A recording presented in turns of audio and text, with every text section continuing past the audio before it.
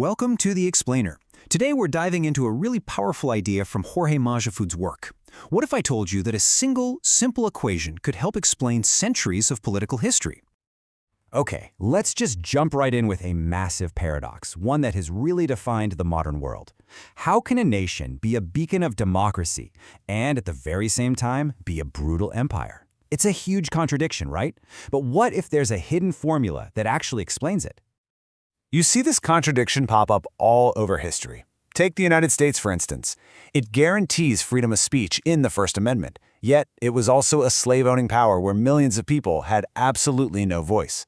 Or get this, Karl Marx was able to publish his famous critique of capitalism, Das Kapital, in London of all places, while the British Empire was out there brutally crushing any hint of dissent in its colonies across Africa and Asia. So what gives? Well, to solve this puzzle, author Jorge Majfud proposes this simple, kind of elegant equation. P equals D times T. So let's break that down. P is hegemonic power, basically how strong and stable the ruling system is. D stands for dissent, which includes everything from diversity of opinion to outright protest. And T, that's the tolerance that the power has for all that dissent. But here's where it gets really interesting. Let's just flip that equation around. Now you get tolerance equals power divided by dissent. And this changes everything.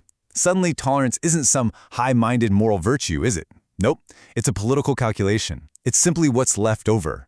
It's a number that goes up or down depending on how secure the power feels and how threatening the dissent seems. So, it's a neat theory, but does it actually work in the real world? The big question is, does this equation actually hold up when you look at history? Let's put it to the test. The source argues that, yeah, this pattern is ancient. When dissent, the D value, gets too high for the power, P, to handle, tolerance, T, just plummets. Think about Socrates. He started questioning the core beliefs in Athens. The Athenian democracy felt threatened, so its tolerance dropped to zero. The result? Political execution. Same story with Jesus. He challenged the rich and the Roman occupation, and again, the established powers crushed the dissent. The math checks out. And you can see this pattern play out so clearly in the United States.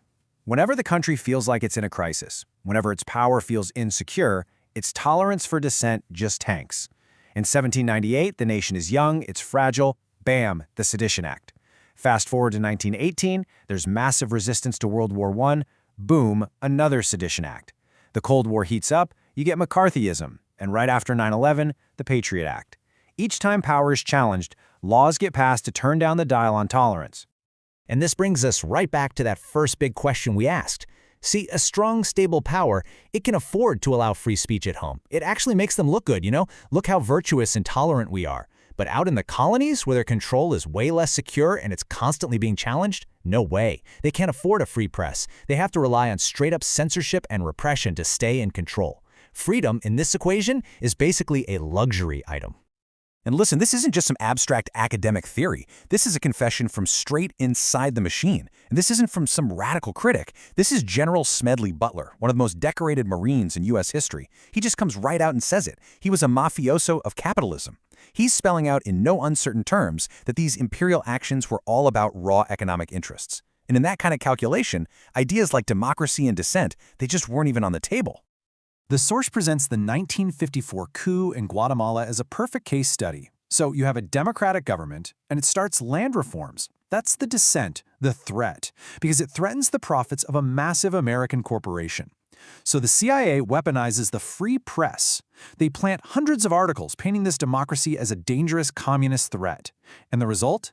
Public opinion is turned, the democracy is destroyed, and it's replaced by a brutal dictatorship, all to protect corporate profits. The source even notes that Che Guevara witnessed this, and it led him to declare, Cuba will not be another Guatemala. Okay, so that's the history. But why does an equation from decades ago matter to us right now? Let's bring this whole thing into the 21st century and see how it applies to the world we're living in today. According to the theory, this pattern is still happening all around us.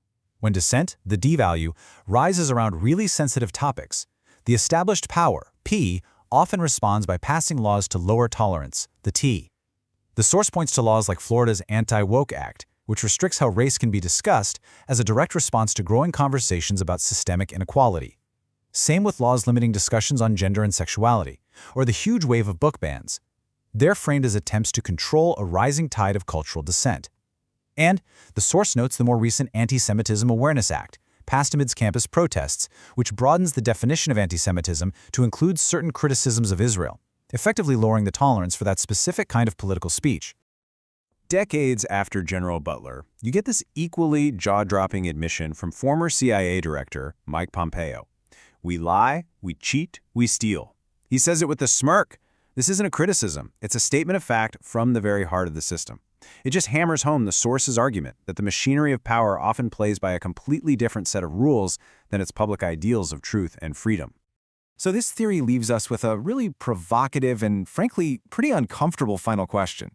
If freedom of speech and tolerance are always just variables in a power equation, is genuine, principled freedom even possible?